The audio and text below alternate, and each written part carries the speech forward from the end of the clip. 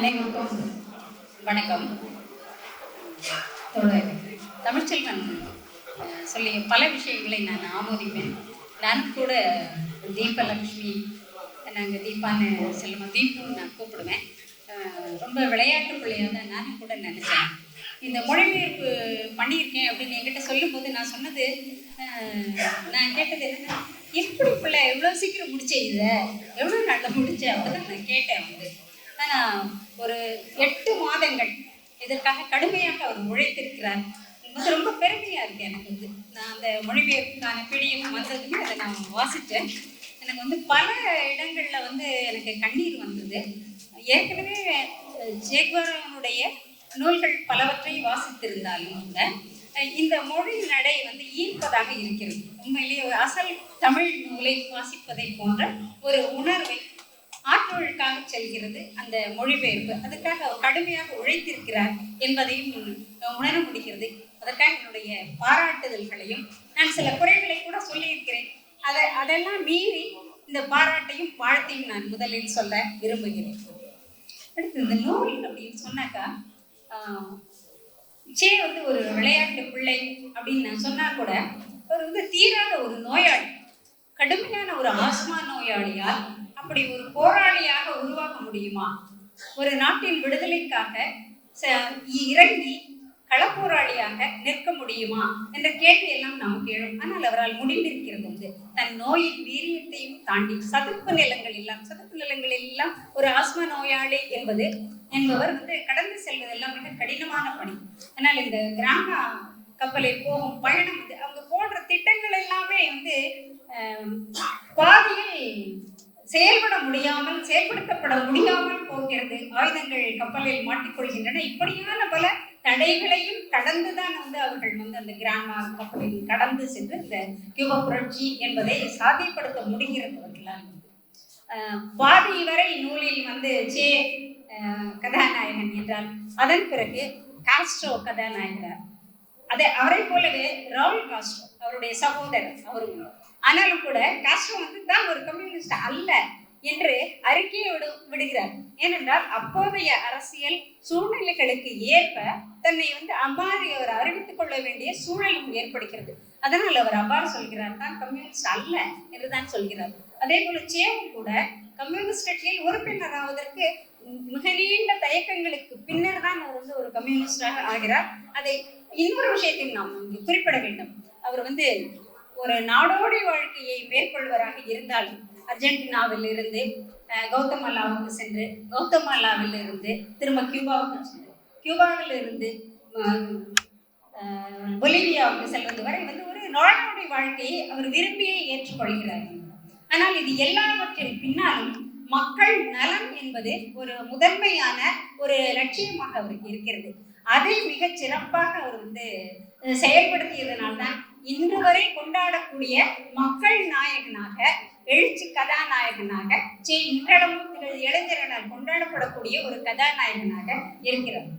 இந்த நூலை பல இடங்களில் 1949 சேவுக்கும் முன்னவராக ஹொசே மார்டி அவர்தான் இந்த புரட்சிகளுக்கெல்லாம் காரணகர்த்தாவாகவும் அவர்களால் கொண்டாடப்படக்கூடியவராகவும் இருக்கக்கூடிய ஹொசே மார்டியினுடைய சிலை, அந்த சிலையின் மீது இந்த லும்மன்கள் எந்த நாட்டிலும் ஒரே அளவுக்கு ஒரே மாதிரி தான் இருப்பார்கள் என்பதற்கு அதை நம்ம நல்லா உணர முடியும். இன்றைய இந்திய அரசியலோடு நாம் பொருத்தி பார்க்கவும் முடிகிறது.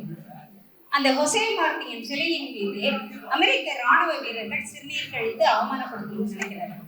ஆனால் அவமானப்படுத்த வேண்டும் என்று நினைத்தாலும் கூட அது இங்கும் அதே தான் நடக்கிறது. அண்ணல் அம்பேத்கர் சிலையை இழிவுபடுத்துவதில் இருந்து, அந்த சிலையின் மீது சிறுநீர் கழிப்பதிலிருந்து, அதே போல பெரியார் படங்களை அதே மாதிரி நடைமுறைக்கு செயல்படுத்துவது, இது எல்லாமே இந்த லும்பன்கள் எந்த நாட்டிலும் ஒரே மாதிரியானவர்கள் என்பதையும் நமக்கு உணர வைக்க முடிகிறது. மற்றொன்று, சே கௌதமாலாவில் இருக்கும்போது அங்க உள்ள ஊடகங்களை பற்றி அவருக்கு மிகுந்த கோபமும் குறையும் இருக்கிறது. எப்போதும் கௌதமாலா அரசு கவிழ்ப்பதற்கான முயற்சியில் அமெரிக்க அரசு ஈடுபடும் போது அந்த ஊடகங்கள் எல்லோருமே அந்த அமெரிக்க அரசுக்கு ஆதரவாகத்தான் இருக்கிறார்கள். நான் அதையும் கூட தற்போதைய இந்திய அரசில் ஊடகங்கள் எவ்வாறு செயல்பட்டுக் கொண்டிருக்கின்றன, இந்த பாஜக அரசை எவ்வாறு உயர்த்தி பிடித்து மற்ற செய்திகள் எல்லாவற்றையும் மூடி மறைக்கின்றன என்பதையும் வந்து மிக தெளிவாக சேவனுடைய வார்த்தைகளிலிருந்தே நாம் உணர்ந்து கொள்ளக்கூடிய அளவுக்கு தான் அந்த நூலில் வந்து அவருடைய செயல்பாடுகளும் இருக்கின்றன. எல்லாவற்றையும் விட அவர் வந்து எங்கு சென்றாலும் தன் தாயை அவர் மறக்கவில்லை. தன் தாய்க்கு வந்து தொடர்ந்து கடிதம் எழுதுகிறார். தன் தந்தையின் மீது சிறு சிறு வருத்தங்கள் இருந்தாலும் கூட அவருக்கும் தொடர்ந்து கடிதம் எழுதுகிறார். இந்த குடும்பத்தினுடைய உறவுகளை மதிக்கக்கூடியவராகவும் வந்து இறுதி வரை இருக்கிறார். தன்னுடைய அத்தை பேட்ரிஸ்க்கு கூட தொடர்ச்சியாக தான் எங்கிருக்கிறேன், என்ன செய்து கொண்டிருக்கிறேன், எந்த மாதிரியான செயல்பாடுகளில் இறங்கியிருக்கிறேன் என்பதையும் கூட அவர் தொடர்ச்சியாக கடித வழியாக தெரிவித்துக் கொண்டே இருக்கிறார். சில நேரங்களில் தான் வந்து போருக்காக போகும்போது கூட வந்து தாமதமாக அந்த கடிதங்கள் அவர்களை சென்றடையும்படி எல்லாம் அவர் வந்து திட்டமிட்டு கடிதங்களை எழுதிவிட்டு எல்லாம் அவர் செல்கிறார். அப்ப எல்லாவற்றிலையுமே அவர்கள் பாதிக்கப்படக்கூடாது, அவர்கள் கவலைப்படக்கூடாது என்ற அக்கறையும் கூட வந்து சேவுக்கு இருப்பதை வந்து தெளிவாக உணர முடிகிறது அவருடைய செயல்பாடுகளின் வழியாக. அதே போல ஹில்டா தன்னுடைய முதல் மனைவி ஹில்டாவுடனான அவருக்கு எளியும் பூரியமான ஒரு வாழ்க்கை என்று எழுத்தாளர் ஆண்டர்சன் லீ வந்து குறிப்பிடுகிறார். அதை மிக அழகாக வந்து தீபா வந்து மொழிபெயர்த்திருக்கிறார். அந்த எளியும் பூனையுமான வாழ்க்கையில் கூட அவர்களுக்குள்ள இருக்கக்கூடிய அந்த மகிழ்வான தருணங்கள் அவையெல்லாம் வந்து குறிப்பிடப்பட வேண்டியவையாக இருக்கின்றன. இப்படியான ஒரு சேதான் வந்து ஒரு நோயாளியாக எதையிலுமே விளையாட்டு பிள்ளையாக இப்படியெல்லாம் சொல்லப்படுகிற சேயினுடைய பரிமாணம் இருக்கிறது அல்லவா, அது வந்து போற்றி புகழத்தக்க அளவில் தான் இருக்கிறது. இந்த நூலை அனைவருமே வாங்கி படிக்க வேண்டும். ஏராளம் நூல்களை நாம் வாசித்திருந்தாலும் கூட இந்த நூல் வந்து வேறு பல புதிய தகவல்களை எல்லாம் சொல்கிறது. ஆனால் எல்லாமே ஆதாரபூர்வமாக இருக்கிறது. எல்லோருடைய கடிதங்களையும் அவர் வந்து ஒரு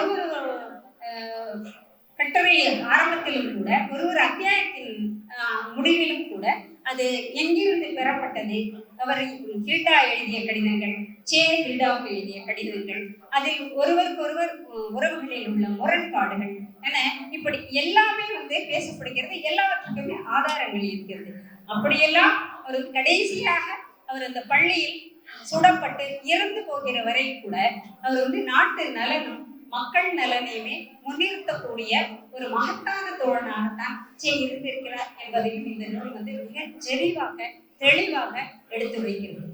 எழுதிய பத்திரிகையாளர் லீ ஆண்டர்சனுடைய 20 ஆண்டு கால உழைப்பு வீண் போகவில்லை. அந்த நூலின் மொழிபெயர்ப்பு இன்னும் பரவலாக மக்களிடம் செல்ல வேண்டும் என்பது என்னுடைய விருப்பம். இந்த வாய்ப்பை நல்கிய தோழமைகள் அனைவருக்கும் என்னுடைய வணக்கம். நன்றி.